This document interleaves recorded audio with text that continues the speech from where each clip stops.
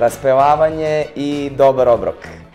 Pa upravo kako je moja, definitivno bih rekao tako. To je pozitivna, nasmejana, vedrog duha, skromna i koliko imate vremena, mogu ja ovako do sutra. Ajde star i debel pa ćemo skinuti kile, ali kosu ne možemo baš nadoknaditi. Dobro, znači štipska pastremajlija, Skopska arena i ajde recimo može da bude Pivo Fest, neki Prilep, bravo, to je bilo super. Pa šta znam, verovatno bih imao dužu kosu, pre svega napumpana usta i mali nos. Poslednju poruku. Dobro. Da vidimo kome sam slao. Slao sam ženi. Dobro jutro ljubavi, kako si spavala, vidimo se ubrzo u BG-u. Eto to je. Kako laže. Pozitivan, nasmijan, skroman, recimo.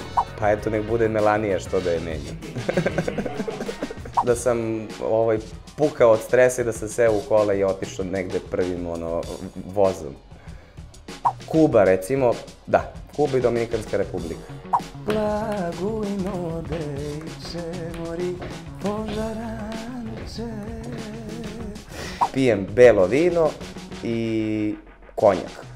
A svašta tu, i rakija i viski, sve volim od alkohola, samo što u poslednje vreme jako slabo pijem. Restoran Ritual, eto, pošto to sve spada u jednu kafanu, nek bude, to je vrhunsko mesto. Pa ja i kad odem na odmor, ja uglavnom ostavljam telefon u sobi i to je to. Sad baš bukvalno bez telefona, ne znam, iskreno nisam nikada pokušavao, ali živ se čovek na sve navikne. Tako da, mogao bih. Pa ništa, samo mi krenuo da stiskam one, znaš, za zaglavljivanje. Da, ne postoji dugme, ali ja bi ga izbušio i napravio.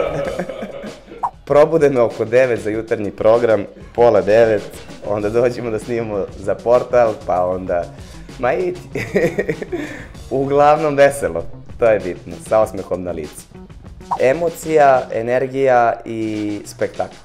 Sakažete gušnem? Znam još nešto, ali nije za ove. Sigurno? Kje se klecame? Sve! Znaš onog lika?